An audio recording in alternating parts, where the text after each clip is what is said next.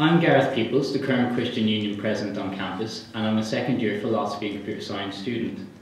Morality is a framework based on a principle of empathy by which we understand, behave, and operate in relation to ourselves and to one another, so that we might better fulfill our purpose as human beings. What is true morality?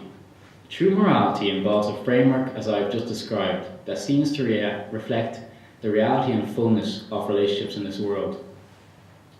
When the question of whether or not one can be truly moral without God is raised, one often assumes that one is saying that people who do not believe in God cannot be moral. But of course, this is not what we're saying. I'm going to argue that God, and only God, can provide the true understanding and true empathy that we apply to everyday moral dilemmas. The case I'll be making is that God underpins all moral action and how we do morality, and that no act can be considered truly moral or immoral in his absence. In turn, nobody can be considered truly moral in his absence. This view of morality is referred to by Paul in Romans chapter 2 when he says, "For when Gentiles who do not have the law by nature do what the law requires, they are a law unto themselves, even though they do not have the law. They show the work of the law is written on their hearts, while their conscience also bears witness. And the conflicting thoughts accuse or even excuse them on the day when, according to my gospel, God judges the secrets of men by Christ Jesus."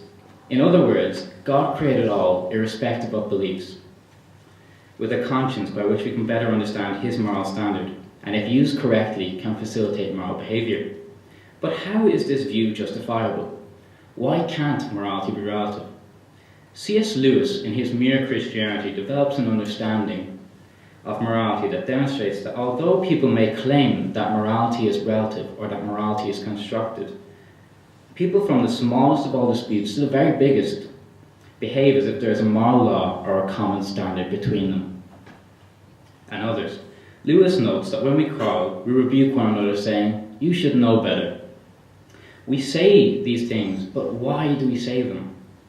Lewis argues that one says one should know better because there is a moral law or common standard between them.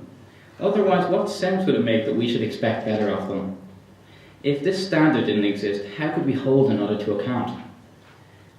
Or even rebuke to begin with? If we are basing it on our own subjective standard, how can we expect others to receive our criticism and understand their wrongdoing? If we genuinely believe that moral standards were equally acceptable, why would we do this? If morals are universal, and if a moral law exists, why do people still do bad things? Let me first make clear that in my case and in Lewis's case, the moral law isn't deterministic like the laws of physics. Indeed, all human beings, by their nature, fail to act coherently by the moral law, yet expect it of others. This is the reason why we have to rebuke one another to begin with. This puts us into a strange paradox. We in a sense can't live with it due to the weight of the moral law in guilt, and we can't live without it due to its necessity in moral judgment. We seek to justify ourselves, yet we also fall guilty of the moral law. This closely follows the biblical narrative. We are all created in God's image, our true empathy, and called to reflect his will in this world. We fell short of the standard by disobedience and sin, which separates us from God. We cannot ever hope to be justified by our own standard because we rejected his. What's the solution then? The solution is that someone who is blameless takes this burden away and allows us to grow gradually as moral beings, refining our connection with God. That person is Jesus Christ, who took our sin away, allowing us to be justified on his behalf by free grace rather than our own behalf, so we might gain a relationship with the Father and live more and more closely by his path, allowing us to reflect his will, our true purpose, and to expect this of others. In conclusion, there is a universal law and by extension a moral lawgiver. This is clear in our personal disputes. Human rights operate so that they depend on a loving God who cares for our welfare. Finally, our inability to follow the moral law, yet expecting it of others, closely matches the biblical standard of salvation. If this is indeed the case, and it seems to be, any moral consideration which rejects God is incoherent with reality or true morality. Thank you. Good evening, everyone. I'm Justy Collar. I'm a psychology postgrad in Maynooth and also a member of the Maynooth Christian Union. If there is no God, why be moral? I'm sure some of you have come across this very cheap argument that theists often make against atheists. But in my opinion, this view of looking at things misses the true meaning of morality. Richard Dawkins, for example, rightly points out that this view of morality is mere sucking up to God and constantly looking over your shoulder at the big surveillance camera in your sky. This is neither true morality nor an enjoyable way to live, I'm sure most of you would agree.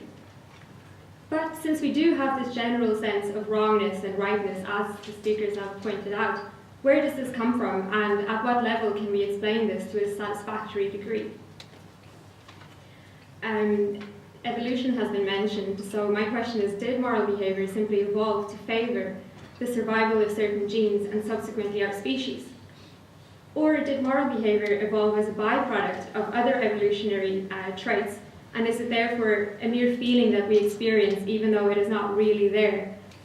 Or do we simply engage in moral behaviour because it benefits us in our lives and in the future? Simply because moral behaviour leads to joy and immoral behaviour leads to suffering. Two things struck me. Firstly, none of these reasons necessarily need the existence of a God. But secondly, none of these explanations seem to me to reflect true morality. Let me explain. Firstly, most of these arguments operate on the presupposition that our behaviour is determined by our genes and our environment. But if we as individuals thus have no real choice in the matter when it comes to our behaviour, how can we call certain behaviours such as child abuse or genocide objectively right or wrong? Weren't these individuals just determined to behave in these ways? We thus need a free will, as has been already mentioned, a true decision between good and bad for true morality to exist. But even if these accounts that I've mentioned can be compatible with the idea of a free will, is it enough to say that we are naturally inclined to see moral behaviour as good simply because immoral behaviour leads to suffering and moral behaviour seems to lead to good? I would argue no. Consider the argument that morality evolved through natural selection alongside more basic functions such as hunger, fear, and sexual response. This process can occur in three ways, for example, that I'm going to mention. Okay, firstly, if altruism is the means by which the survival of the gene is ensured in an organism, this process can become so frequent that altruism becomes the norm. An example of this would be caring for one's children. Another account of morality is so-called interspecies altruistic behaviour, where two different species live together in a symbiotic relationship. For example, the relationship between flowers and bees. And the last example I'm going to mention comes from anthropology, which describes inter-tribe altruistic behaviour, which can be used as a way to show off. The part that I disagree on is that these examples describe true morality at all.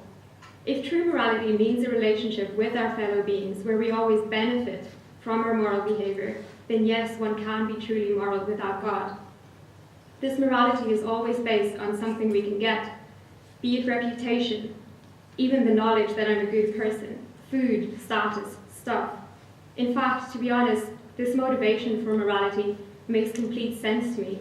But if morality goes beyond this, if it represents something that doesn't always benefit us, but on the contrary involves us sacrificing something, if it often involves costly suffering, if we have to give up our possessions, status, time, even our lives, and if there is no glory in this for us, then we as humans would be mad to engage in truly moral behaviour.